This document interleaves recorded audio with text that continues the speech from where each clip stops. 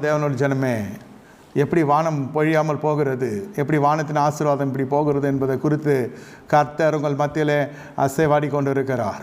அடுத்து கடைசியாக சொல்லி முடிக்கிறேன். என்ன உங்களுக்கு ஆசீர்வாத பிரச்சனை? சகரியா 14வது அதிகாரத்தில் வாசிக்கிறோம் 10வது வசனத்தில், அப்பொழுது பூமியின் அம்சங்களிலே சேனைகளின் கர்த்தராகிய ராஜாவை தொழுது கொள்ள எருசலேமுக்கு வராதவர்கள் எவர்களோ அவர்கள் மேல் மழை வர்ஷிக்க பண்ணுவதில்லை என்று கர்த்தர் சொல்லுகிறார்.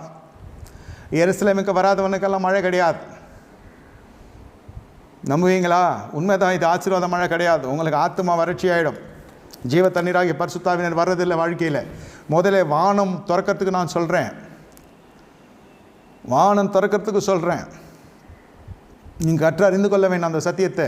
இல்லாவிட்டால் உங்களுடைய வாழ்க்கை மிகவும் கஷ்டத்துக்குரியதாக மாறிடும், மிகவும் கஷ்டத்துக்குரியதாக மாறிடும்.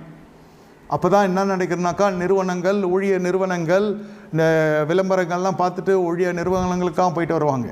வீட்டு பிரச்சனை, அங்கே நான் போய் ஜெபிக்க போகிறேன், அவங்க ஜெபம் பண்ணுவாங்க, அனுப்பி வைப்பாங்க. சத்தியம் இல்லை. அது யாருக்கு? தேவனை அறியாத ஜனங்களுக்கு அந்த கதவுகள் திறக்கப்படலாம். தேவனை அறிந்து ஒரு முறை பரமையை ருசித்து நல்லா யோசித்து பாருங்க. தேவனை தெரியும், பரமையை ருசித்திருக்கிறீங்க, இனி வருங்கிற பலன்களை நீங்கள் மறுதளித்து விட்டு போகிறீங்க. குமாரனை கால்கீழ் மிதித்து விட்டு போட்டு போய் விடுகிறீங்க. ஏன் ஆலயம் உங்களுக்கு தூரமாக போய் விடுகிறது? பிடிக்கலையா? எருசலேமிலே வந்தால் பிரச்சனையா? எருசலேம் இந்த உலகத்தின் அதிபதி. அந்த காலத்தில் எருசலேமுக்கு வராதவன் மீது ஆசீர்வாத மழை பொழிய வர்ஷிக்க பண்ணுவதில்லை என்று கர்த்தர் சொல்லுகிறார். அப்போஸ்தலர் நடவடிக்கைகளில் எருசலேமில் வந்து வருகிறவனுக்கு இயேசுவின் நாமம் பேசக்கூடாது. இயேசுவின் நாமத்தை கொடுத்து பேசினா உங்களுக்கு சிறை தண்டனை கொடுத்துருவான். 120 பேர் மட்டும்தான் இதற்கு சம்மதித்து மேலே வந்தாங்க. என்ன வந்தாலும் பரவாயில்லைன்னு.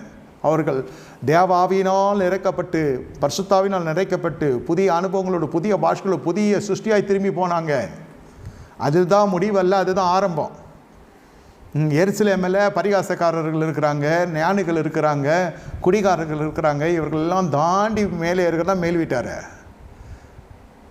ஏன் இங்கே போகிறேன்னு கேட்குறானா, அது தேவன் தெரிந்து கொள்ளப்பட்ட ஸ்தலம்னு நினச்சி கொள்ளுங்க. ஏன் அந்த போதகரை கட்டிட்டு அழுகுறீங்க? ஏன் அந்த மனுஷனை அவ்வளோ தலைமையில தூக்கி வச்சு ஆடுறீங்க? அப்படியெல்லாம் பேசுகிறாங்களா? அவர்களுக்குள் இருக்கிற உலகத்தின் ஆவி, உனக்குள் இருக்கிற பரிசுத்த ஆவியையும் நீ கனி கொடுக்கறதையும் ஏற்றுக்கொள்ள முடியவில்லை. நான் ஆராதிக்க போவதில்லை, ஆராதிக்க விடுவதில்லைன்னு சொல்லுது பார்வோனுடைய ஆவி. எல்லாம் தேவனை இப்படியே தொழுது கொள்ளுங்க, தேவ நாமம் தரிக்கப்பட்டவங்க தானே, அப்படியே ஜெபம் பண்ணுங்க, எல்லாம் பார்த்துக்கொள்ளலான்னு சொல்கிறதெல்லாம் பார்வோனின் ஆவி. ஆராதிக்க விட மாட்டான் பார்வோன். இவர்கள் இடத்துல இருக்கிறது பார்வோனின் ஆவி, பார்வோனின் ஆவி.